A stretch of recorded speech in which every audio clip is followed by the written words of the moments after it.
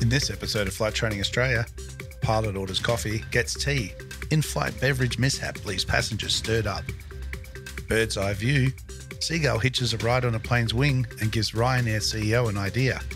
And after the break, flight training industry in crisis. Stay tuned as we delve into the challenges threatening the future of aviation education and the urgent call to action before it's too late. That's coming right up. So strap in and let's get into it.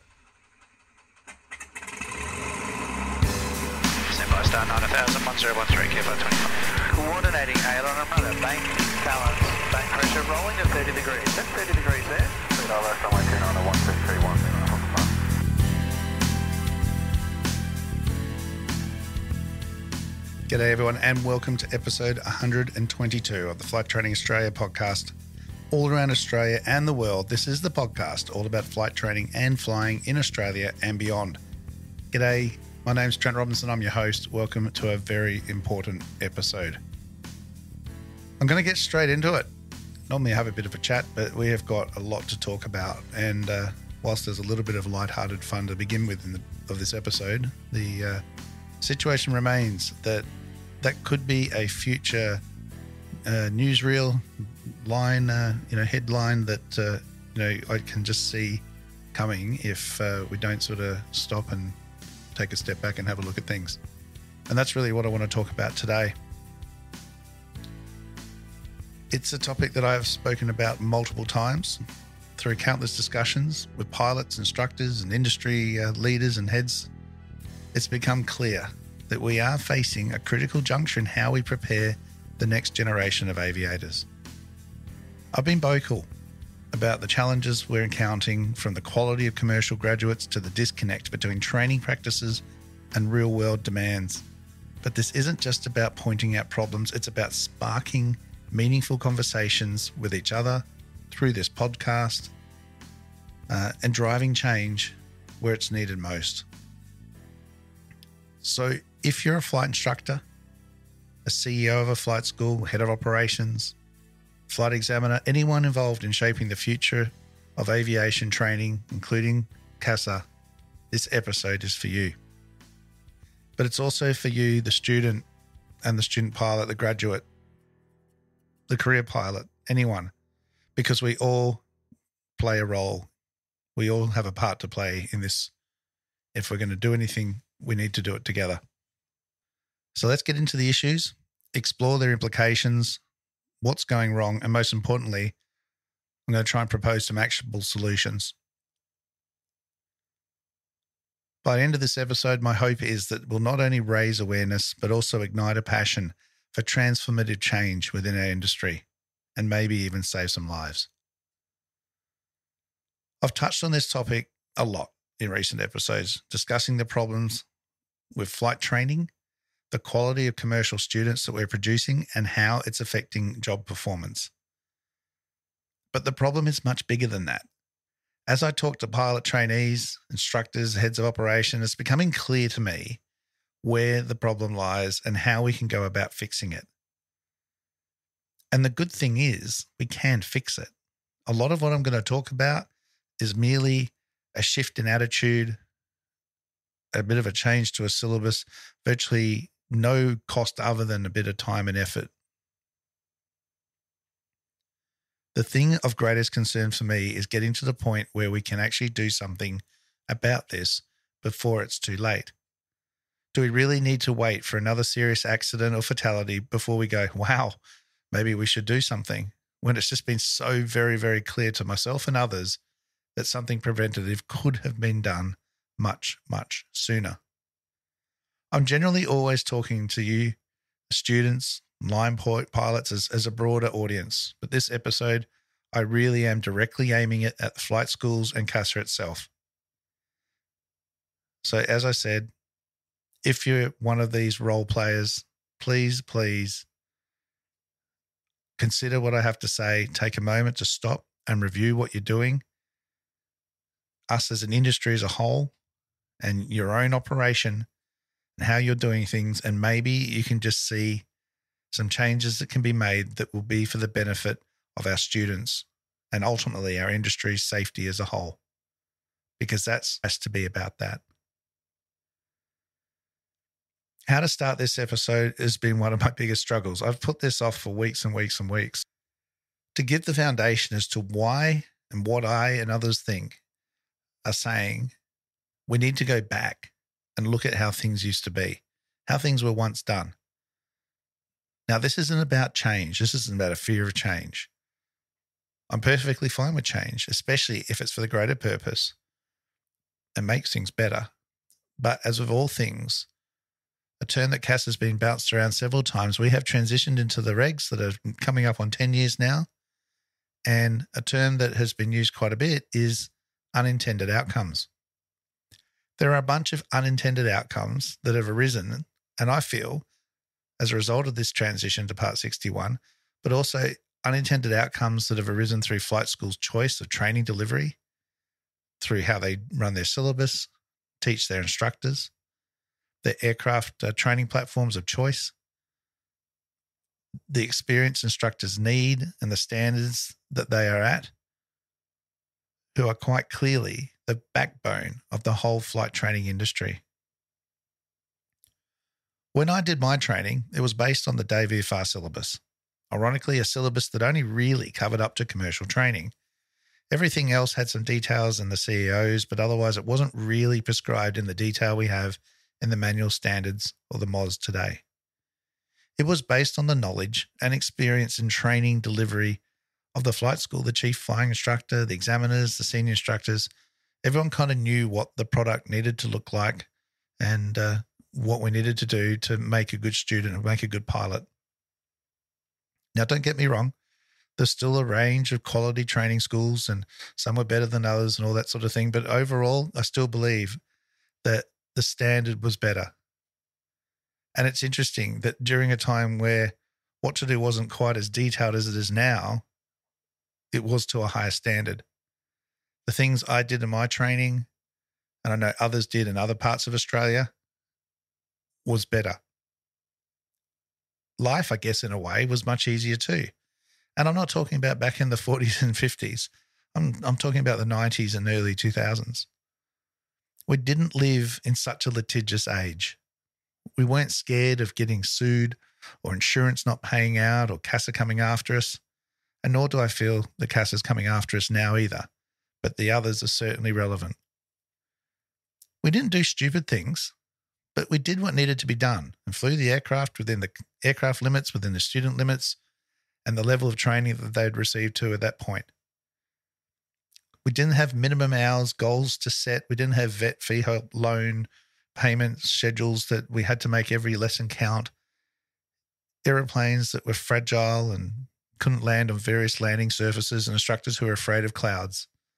And I say that with all due respect, but if you know, you know, and I think you'll understand what I mean by that later if you don't.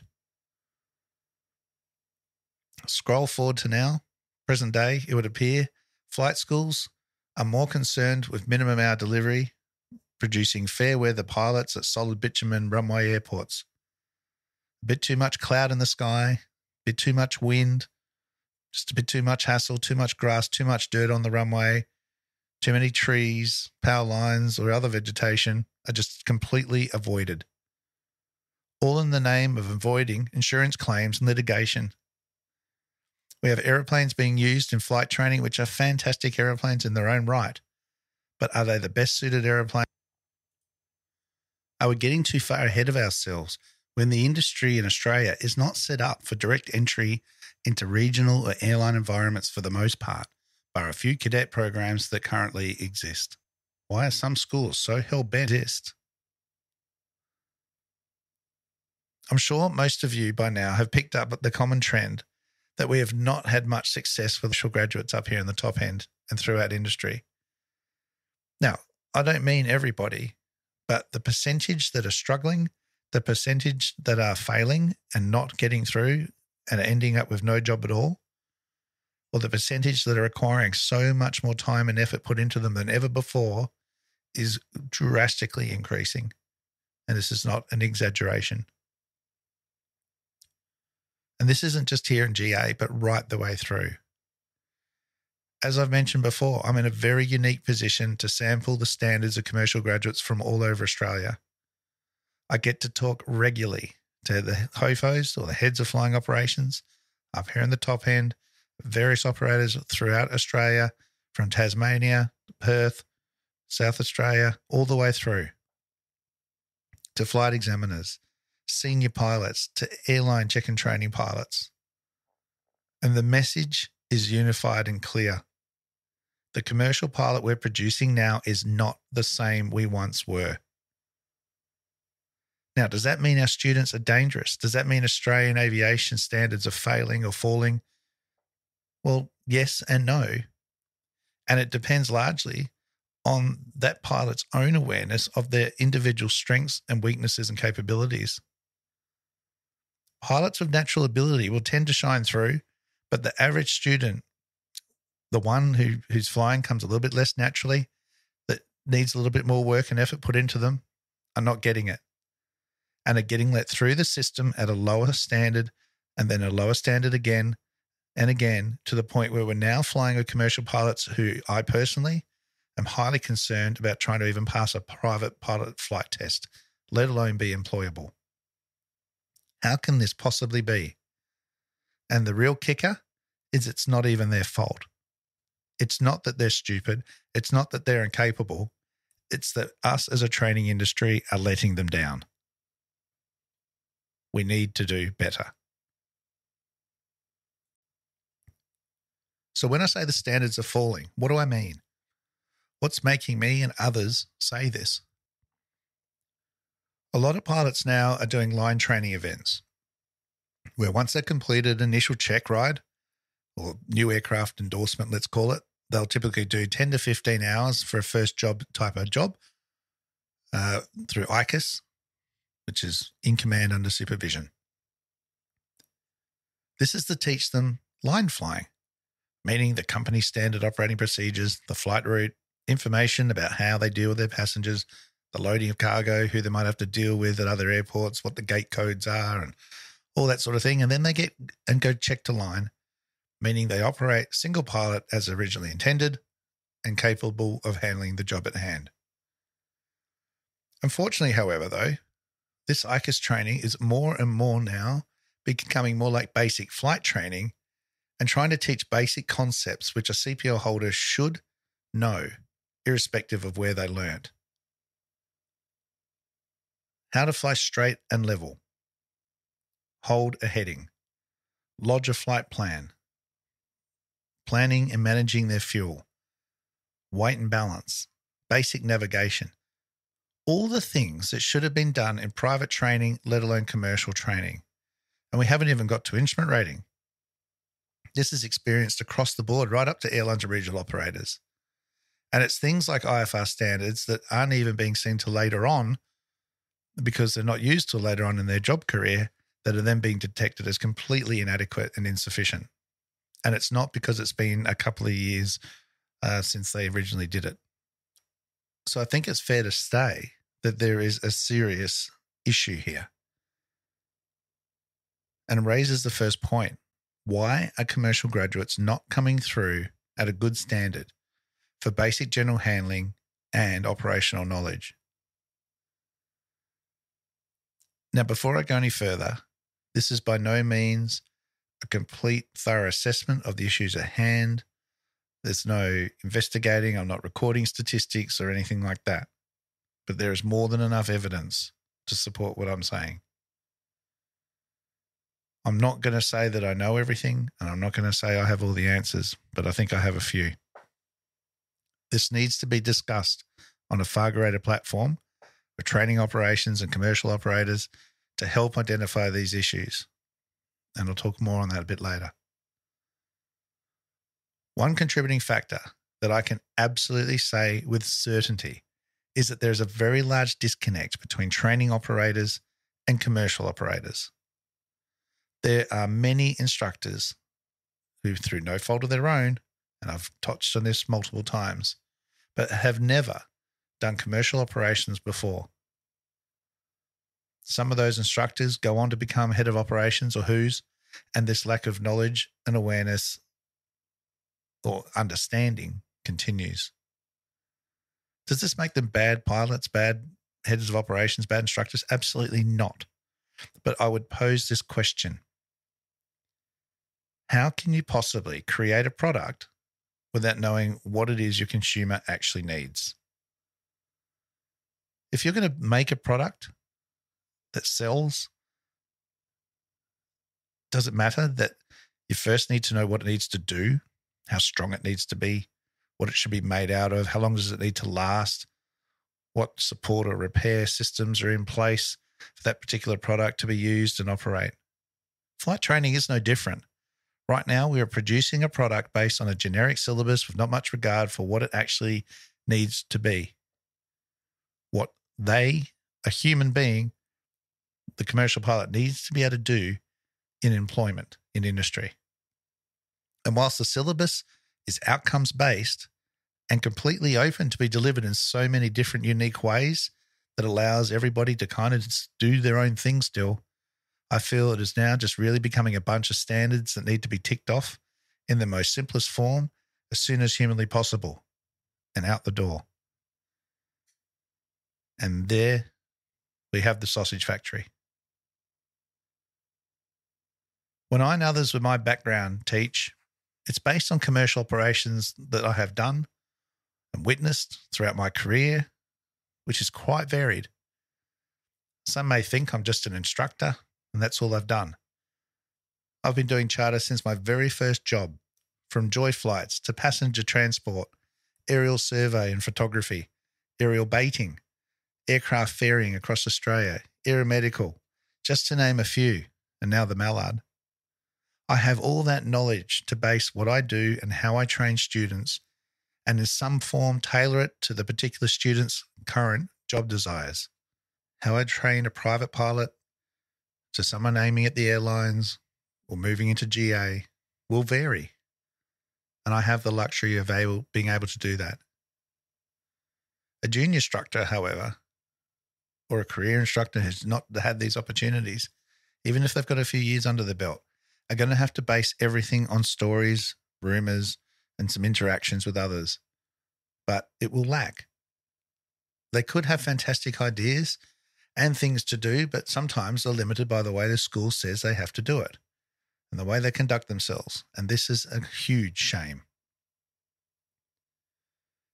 The next issue is most definitely the standard of instruction. This is not an attack on anyone or any one instructor or any one school. I've said this repeatedly throughout all my episodes that in an ideal world, an instructor should first go into industry and then come back into flight training environment to deliver the flight training. In this way, they'll actually know what the product they're trying to create needs to be and where is the benchmark for the level of standard that they need to be teaching towards. What can be worse is inexperienced instructors are then being approved to train other instructors. You used to need to be a grade 1 to be an instructor trainer with a few good years behind you of varied instruction. Now it's based on competency. In concept, this should work if done correctly and train someone to a higher standard, and technically may take a bit longer to deliver than that training and reach the standard than someone who has been instructing for many, many years. However, it's not always the case. And instructors are being improved to do tasks and roles with the assumption that ultimately they'll be under supervision and will develop as they go. We're all going to develop as we go and gain experience and get better with experience on the job. And I have no problem with that. That's how that part works. I mean, that's the definition of experience. However, being approved to do something when you're not really fully at the standard is a whole nother thing entirely. And it mustn't be allowed to happen. This is the same as checking off pilots or finishing flight tests for someone going into industry by themselves. They may not get through. However, assessors are being a little more lenient, knowing they're going to be getting into, well, let's call it a dual style environment with a bit more ICAS and that sort of thing, and they'll sort it out as they go. If you wouldn't send them solo, why are we sending them off to do jobs? It's unacceptable and it needs to stop. Operators don't have the time to train the pilots properly. And so then they get released early because check and training is absolutely stretched. It's going to end up in tears one day. More and more now, pilots are being trained and ticked off, not because they're ready, but it's just we're out of time. Fortunately, for operators, not for the pilot, they're getting scrubbed rather than ticked off and sent off without being ready, which is a great thing from the operator's perspective, but devastating for those who are not ending up with the job that they thought they had. They are more than capable of doing and performing the role, but they have been let down by the system. We can't do much about getting experienced instructors from old into training schools now. It's just not realistic or practical, but if you happen to have one or more hanging around, you're in a very lucky position and should be tapping into that resource as much as possible. So what can we do about the current situation? Over and above flight training, the syllabus is something that definitely needs to be looked at. CASA has produced an outcomes-based syllabus training system, which means this is what you have to do at the end of it. How you get to that point is totally up to the school. And this is brilliant. This is what we want. This is where the experience and the knowledge can be inserted and come into play. At the end of the day, everyone needs to do a cross-country navigation exercise with a bit of general handling and a simulated emergency. But it's how you go about conducting that general handling. Do we just do steep turns on the spot? Or do we go find a waterfall or some point of interest and simulate an aerial photography session instead? This is the practical application of what we're lacking right now. I remember when I was doing CPL training, I took the student out on a 172 or the 182. We had door off approvals. I took them through the whole process with the supplement, how to take the door off, what the flight restrictions were. I mean, actually went and did an aerial photography flight, bunched with theory, covering aerial work operations and all the air law things that they need to think about, how to position the aircraft the right way so I could get the perfect photos that are needed. Instead of just doing one NavX, barely reaching 100 miles from the departure aerodrome, I'd string 2 or 3 together in a day. Even take a second student just to break it up a bit. Swap out, go further afield, visit different airports, potentially different weather patterns, refuel the aeroplane, pretend to be picking up cargo and passengers, dealing with dangerous goods simulations, structuring a day to make sure that they managed everything to be back at base by last light. This is what charter flying is all about. This is what you do as a charter pilot in GA. This is what we should be training our students to do. It was so much fun for the instructor and the students. So much learning took place at a time where it didn't cost anything more. You were paying for the 3 training flights anyway. It doesn't get better than that. A lot of the pilots that I'm getting up here now that I speak to have never done such things. And I know everyone doesn't have door off approvals. You don't need that. That was just a bonus. But there's nothing stopping you from doing some of these exercises in whatever airplanes you've got. It's about thinking about these things and where to go to find out where the regs are, the rules are, and apply it all. I've spoken to some students that tell me their syllabus doesn't allow for that. Well, I'm sorry, but to that I call absolute. How can we not allow for the learning opportunity? How is it that I have set up students from down south and taught them more in 2 flights than they have in the last 6 months? And that's not my opinion and ego talking. This is the direct feedback I'm getting from multiple students that I've been flying with over the last few years. This has to be telling us that there's something missing and we need to change. I guess this all brings me to the next point, which is the limitations we put on syllabus delivery. I reckon this started probably about 20 years ago when I first saw it. and it's been getting worse gradually over time. Let me pick my old mate, the Mooney, the aeroplane we use for our commercial training platform, just as one example. The POH, you would have a read, depending on which aeroplane it was 11 to 12 knots maximum demonstrated crosswind generally. I think we had one that said the crosswind limit was 15, but otherwise they were demonstrated about 12 knots. People started getting anxious and nervous about exceeding the crosswind limit. And this is probably the most common one I see coming up in Facebook groups and forums as well. Students will get to the holding point and ask the ground or tower what the current crosswind limit is. Now, that concept in itself is flawed because the wind data that comes through the ATIS is on about a 15-second delay. Irrespective, the ATIS might say that the wind is gusting up to 13 knots, and then the student would request a taxi back to the parking area. Now, I totally support safety, and I totally support not exceeding personal limitations. But this is a limitation that they've been taught from an instructor that is not a crosswind exceedance. The wind is not constantly at 13 knots. It's gusting. Majority of the time, it's well less than 13 knots. Now, I'm not going to get into a debate about what maximum demonstrated crosswind means. Let's just call it a fixed 12-knot limit. Most of the time, that wind is less. So we need to look at the windsock, make a decision, and go. Or if it is truly gusting and excessive, then we come back. What if you go to another airport that doesn't even have a tower or an ATIS or an AWIS? You look at the windsock, you make a judgment call. You stick the rudder in, you dip the wing, and either the runway center line is straight in front of you or it's not. If you're doing it properly, then you've exceeded the crosswind limit of the aeroplane, you go around, have another go, or you proceed to the alternate. This is what we should be teaching. Even the decision to go around is not being seen.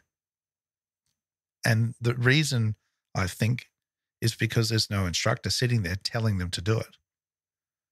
We're not giving students during training the chance to make decisions themselves. We're holding their hands so much that is becoming detrimental to their decision-making process. Yet here we are signing them off as competent. We're not allowing students to fly to gravel or dirt runways and strips. We might damage the aeroplane, might get stone chips on it. So we only ever operate in perfectly nice paved runways. What? Why? This is not commercial operations. This is not an ideal world. Either pick an aeroplane to get, more suitable to these conditions, or factor in a cost to get a new prop every now and then. When do you get to teach the student how to deal with gravel runways and not using high power and actually be effective on gravel surfaces that should result in near minimal to no damage? We are neglecting our responsibilities as educators and instructors and trainers by not doing this. If the cloud is around 2,500, 3,000 feet, we don't go. Why? What is that teaching anyone? If it's a PPL nav, sure, at the beginning, we want them to focus on the concept of navigation and cockpit management and everything, and we don't want to be dealing with the weather. I do that myself. But by the end of it, and I can tell you now, especially here in the territory, we'll be still doing PPL navs with inters or tempos and various weather and barely getting above 1,500 feet, perfectly safe. And the student, as a PPL student, would be far better off than a commercial, far safer, far more knowledgeable. And I say that because we don't do a lot of commercial training up here. Everyone comes up with it. So it's either everything before or everything after, instrument flying, that sort of thing. And that's another one. An instrument pilot that can actually fly in cloud. You'd be surprised. As a commercial pilot, you should be able to fly around at 500, 1,000 feet, if that's what it takes. Okay, yes, I know. Around city centres and things, there's houses, so 1,000 feet, we can't just be flying deliberately under duress of weather below 1,000 if we don't really need to be. But we can still fly to 1,000, 1,500 feet. These are decisions we need to face. with the safety of an instructor sitting next to us? Can we get on top VFR? Can we get down the other side? Just because we show a student this doesn't mean you can do it every single time. We're teaching them the risk mitigations, the safety, the thought processes to decide, is it okay to go on top or not? And the problem with this is then that student becomes an instructor, and the problem just perpetuates and continues, and they become a fair weather instructor. And like I said in the intro, generally nervous and scared when there's clouds in the sky. So they don't go. This isn't the reality of what we're training pilots to fly into. This is downright dangerous. Especially when you're coming up to somebody here like the top end and dealing with the wet season. I understand time schedules and budgets, especially on FTAPODCAST style courses, are limited. But how much benefit would a student pilot get by departing in semi-marginal weather and actually making a decision to turn around, to descend, to find an alternative way around, or just realize that, yeah, look, it's not going to happen today, and turn back? That in itself is a huge training opportunity, a learning opportunity that we are denying our students. And I understand, maybe not practical to be doing it all the time, but every now and then is perfectly safe and perfectly okay. And they should be able to do that with the safety of a competent instructor sitting next to them. We are over mitigating against risk. Can you see the problem here? We're so concerned about protecting our aeroplanes and from being sued and maybe not getting insurance paid out that we're actually doing something so much worse. We are sending someone out on their own thinking they are more qualified and capable than they really are. I can't think of anything more dangerous. Yet here we are. And this is now. What's going to happen if we don't do anything about it? To see a crosswind has become a syllabus item tick box exercise rather than a competency that's actually something we need and will need to use ongoing. I know that some places struggle with good winds, don't have runways that provide good crosswind exercises and that sort of thing. It can be a pain to get it signed off when you need to. There's always a window when you don't want one, and when you do, there isn't. The syllabus requires an achievement of 70% of the maximum demonstrated crosswind or the max crosswind limit in that aeroplane to be able to sign it off as competent. So a 15-knot aeroplane, that's 10.5 knots. The problem is pilots are coming up here trying to fly in an extra 5, and they can't do it. They have no idea where the reference line on the engine cowling is and how to line up the aircraft nice and straight. And by applying right rudder, the aeroplane will start to drift right, and that's okay. Hold the rudder in, drop the aileron, drop the wing into wind. Now you're holding center line. Maneuver left and right as you need to. Touch down into wind wheel, then the other wheel, then the nose wheel. Bring it all down nice and gentle. Right? They're not doing that because they're not getting the exposure. They've done it once, maybe twice, and somehow we convince ourselves that that's enough. Great. Got that syllabus item ticked. Move on to the next one. We are creating a 70% completed commercial graduate. We're creating a product that is a person who trusts their instructors and their training institution and thinks that they are ready and prepared for flying by themselves in a GA environment. And I have to say that in a lot of cases, this is not the case. And I'm not just talking about one or two. This is happening everywhere. And it is not, I'm going to say again, the student's fault. Yes, there's some average pilots out there. We do our best. Some just aren't going to cut it. I'm not talking about them. I'm talking about people I can see who are very, very capable, but have not been taught the basics. Now, some of these students are flying airline-style cadetships that are preparing them for an airline environment. But then only 10% of them might make the cut at the end of the course. The rest will gradually get there. They go out into industry. I don't know what the actual percentages are, but it doesn't really matter. A lot are going into GA industry. and we're seeing them. But even they aren't even being trained to an airline level with glass cockpits, altitude alerts, call outs, none of which they're even noting, mentioning or calling out. And I'm like, GPS use, autopilot use? No, we haven't used that. We didn't get taught that. What are you doing? So even if you're trying to create an airline level cadet or graduate, they're not even doing that properly. When I train a student, when I conduct a flight test, I'm not issuing them a license or rating. I'm giving them a license to stay alive. I know that sounds cheesy, but I'm ensuring to the best of my ability that they have the skills, knowledge, and aptitude to handle any situation they come across, whether they've been through it before and experienced it or not. So here we are, the current situation. What are we going to do about it? What are you going to do about it? Some of you have been listening and going, man, Trent's really overreacting. I can tell you, I've been doing this long enough to see the signs. I would hope that the quality and level of this podcast demonstrates my integrity enough that I know what I'm talking about. But it's not just me. I'm just the messenger.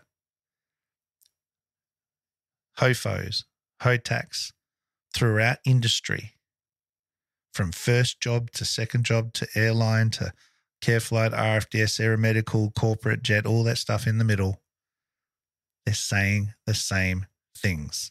They also know what they're talking about. And if we don't do anything, it's only going to get worse. It's like watching the moment before a crash and no one is doing anything. In America, there have been a bunch of recent training accidents. Is it not the norm of what usually happens in the States? We're not that far behind. Why do we need to wait for something horrible to happen before we say, crap, I didn't expect that. I didn't see that coming. What is the regulator doing to identify these issues and take action? I see more videos on drone safety to people who are not even subscribed to CASA YouTube channel with hardly any views than I do action in the flight training and safety in-flight schools. All right, yes, they are running seminars and workshops. They are something. And there are some YouTube videos and everything else, but I'm talking about more than that. I support these events. I support the videos. I share them through either promoting them or attending the seminars and webinars themselves.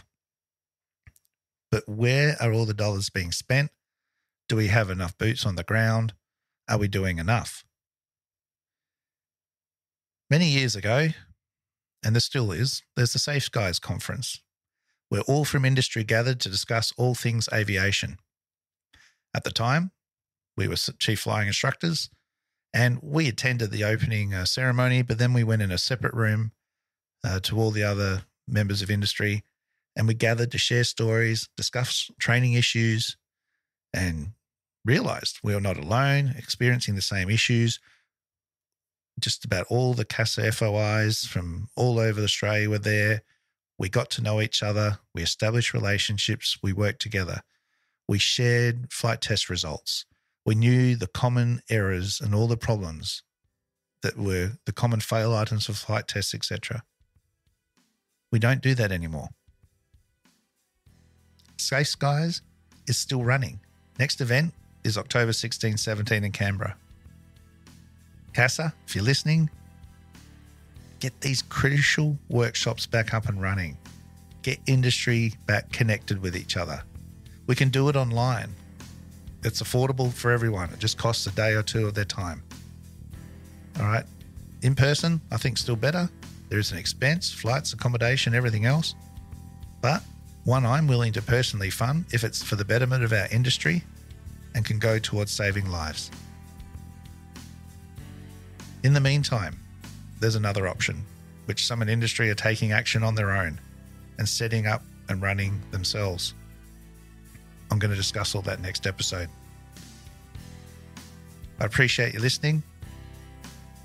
I encourage your input. Please email me, message me. Let me know if you think I'm full of it or you're seeing the same things and support, and maybe we can get together as well. I'll be happy to do a session online or something, swap stories, ideas, and see how we can table it all and approach CASA to work together to make our industry great again, because we are doing a fantastic job. We have an amazing industry, but it is on the verge. Things can get worse or they can get better. And why settle for just okay? Thanks for listening, guys. You know how to reach me. In the meantime, blue skies, and remember the golden rule. Aviate, navigate, communicate. Cheers.